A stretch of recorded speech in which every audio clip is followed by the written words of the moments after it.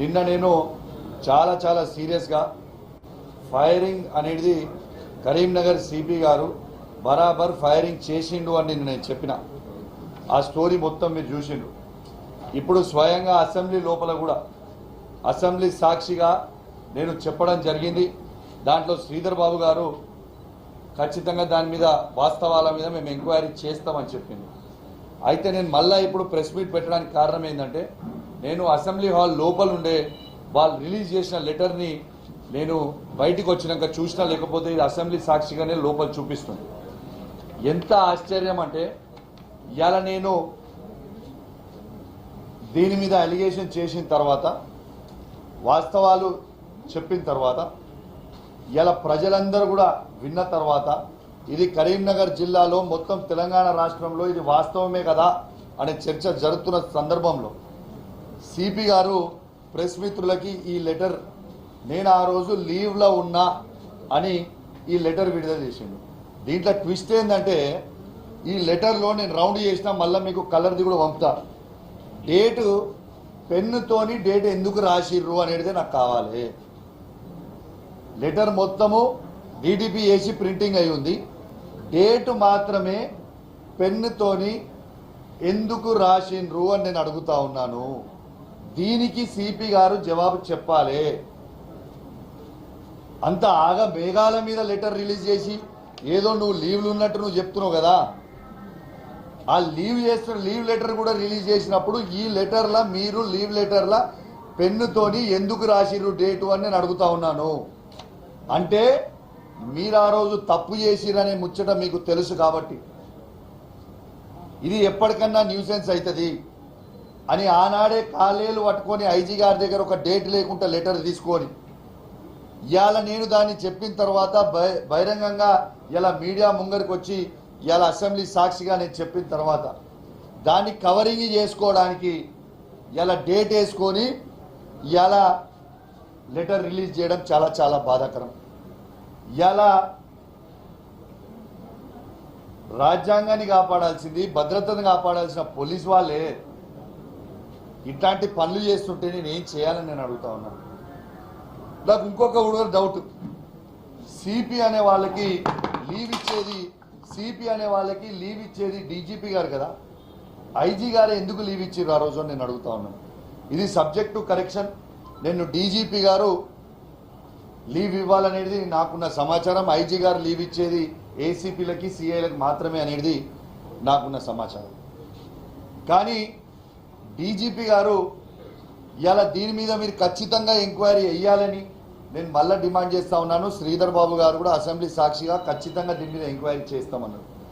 ఇలా ఆశ్చర్యమైన విషయం ఏంటిదంటే అసలు లెటర్ మీద ఎందుకు మీరు రాసినప్పుడు ఆ లీవ్ లెటర్ మీద పెన్నుతోని డేట్ ఎందుకు ఉన్నది అనేది నేను అడుగుతా ఉన్నాను. ఇది ఖచ్చితంగా ప్రజలకి మీరు జవాబు చెప్పాల్సిన అవసరం ఉన్నది. లెటర్ అంతా డిటిపిగా చేసినప్పుడు ఈ ఒక్క 19th డేట్ మాత్రం ఎందుకు పెన్నుతో ఉన్నది అని నేను అడుగుతున్నా. దీని మీద జవాబు చెప్పాలి. ఆనాడు నిన్న ఒక పాయింట్ మర్చిపోయినా, ఆనాడు వీళ్ళు ఫైరింగ్ చేసిన తర్వాత ప్యాచ్ వర్క్ అనేది చేస్తారు పోలీస్ డిపార్ట్మెంట్లో. ఏది ఆ ఫైరింగ్ చేసిన టార్గెట్కి ప్యాచ్ వర్క్ చేస్తారు. వాళ్ళని ఫిటెడ్ బాయ్స్ అంటారు.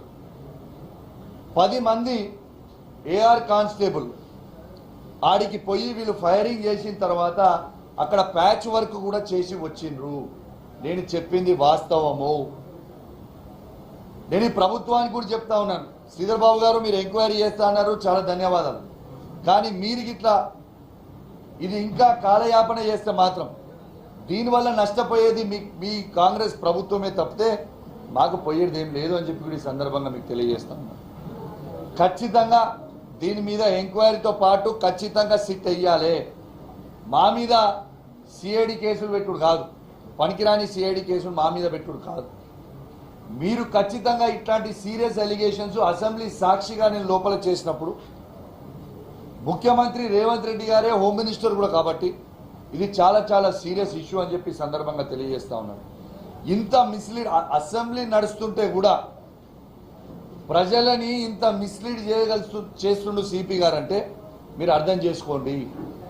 నేను చెప్పేది వాస్తవం అనేది క్లియర్గా అర్థమవుతుంది. ఇలా లెటర్ ప్రింట్ చేస్తారు, ఆ లెటర్లో 19th డేట్ అని పెన్నుతో రాస్తారు. ఎందుకు పెన్నుతోని రాయాల్సి వచ్చింది? నేను యాక్చువల్గా ఈ లెటర్కి ఇట్లా నేను అసెంబ్లీ లోపల పోకముందుకు ఇట్లా చూసుంటే అసెంబ్లీ లోపలనే నేను చూపించేటోని. దీని మీద ఆల్రెడీ నేను అసెంబ్లీ లోపల మాట్లాడినా కాబట్టి వెంబడే మళ్ళీ వచ్చి లెటర్ చూడంగానే లంచ్ బ్రేక్ అని చెప్పగానే ఇవాళ వచ్చి మళ్ళీ ప్రెస్ మీట్ పెట్టడం జరుగుతూ ఉంది. ఖచ్చితంగా నేను చెప్తా ఉన్నాను, పవిత్రమైన రంజాన్ మాసంలో జల్సాలు చేస్తున్న సిపి, ఆ జల్సాల వల్ల పీకల్లోతు మందు దాగి అలా డ్రగ్స్ ఉన్నాయో గాంజాయి ఉన్నాయో ఏమున్నాయో మరి పోలీసు వాళ్ళు ఎగిరే తీరు చూస్తూ ఉంటే ఆశ్చర్యంగా అనిపిస్తూ ఉంది. కరీంనగర్ జిల్లాలో ఉన్న యువతకి మీరు ఏం మెసేజ్ పంపుతున్నారని మేము అడుగుతా ఉన్నాం. ఇదా మీరు పంపే మెసేజు? ఇదా మీరు చేసేది? ఇంకేదో నీతి రంగం ముచ్చట్లు చెప్తా ఉన్నారు. ఖచ్చితంగా వెంటనే డీజీపీ గారు శ్రీధర్ బాబు గారు ప్లీజ్ దయచేసి మీరు లోపల చెప్పినప్పటికీ కూడా ఇమ్మీడియట్ వెంటనే దీని మీద యాక్షన్ స్టార్ట్ చేయాలని నేను మీ అందరికి కూడా విజ్ఞప్తి చేస్తా ఉన్నాను. నేను మీకు చెప్పిన ఆల్రెడీ మీరు యాక్షన్ తీసుకోకపోతే మాత్రం 30th తర్వాత మాత్రం అసెంబ్లీ 30th వరకు ఉంది, ఆ రోజు లోపల మీరు తీసుకోకపోతే మాత్రం ఇంకేమన్నా బయటికి వచ్చిందంటే మాత్రం నేనైతే బాధ్యుని కాదు. మళ్ళా ఐపీఎస్లు ఐఏఎస్లు నా మీద ఏడవద్దు. నేను మళ్ళా చెప్తున్నా, మీకు పదే పదే చెప్తున్నా, మీకు పదే పదే చెప్తా ఉన్నా. ఇవాళ నాకు అర్థం కాదు, ఐపీఎస్ ఆఫీసర్లకు కూడా ఇట్లాంటి దొంగ పోలీసు వాళ్ళ మీద ఎందుకు మీకు ఇంత ప్రేమ అని నేను అడుగుతా ఉన్నాను. ఇలా మొత్తము ఐపీఎస్ ఆఫీసర్ అసోసియేషన్ కూడా తలదించుకునేలాగా చేసింది వీళ్ళే కదా. తలదించుకునేలాగా చేసింది ఇదే సిపి, ఇదే హుజరాబాద్ ఏసీపీ, ఇదే జమ్మికుంట రూరల్ సిఐ కదా. IPS officer association letter head మీద, దాని మీద డీజీపీ గారే ప్రెసిడెంట్ ఉంటారు. దాని మీద నుంచి లెటర్ హెడ్ మీద కూడా ఏం రిలీజ్ చేస్తారు? కౌశిక్ రెడ్డి ఆ రోజు మత మార్పిడి చేస్తుడు కరీంనగర్ సిపి గారు అన్నాడు కాబట్టి క్షమాపణ చెప్పాలని ఐపీఎస్ ఆఫీసర్ అసోసియేషన్తో లెటర్ రాపించింది ఇదే సిపి కదా. మరి నేను సవాల్ విసిరి దాదాపు 2 నెలలకి దగ్గరకు వస్తుంది, ఇప్పటిదాకా దాని మీద ఎందుకు మరి ఆ వీడియో చూపిస్తలేరు? ఇలా ఐపీఎస్ ఆఫీసర్స్ అసోసియేషన్ కూడా ఆలోచన చేయాల్సిన అవసరం ఉన్నది. నేను మీకు వ్యతిరేకం కాదు, నేను పోలీస్ వ్యవస్థకి నేను వ్యతిరేకం కాదు. కానీ ఇట్లాంటి దొంగ ఆఫీసర్లని చేయకపోతే, ప్రశ్నించకపోతే ఎవరు ప్రశ్నించాలి, ఎవరు అడగాలి?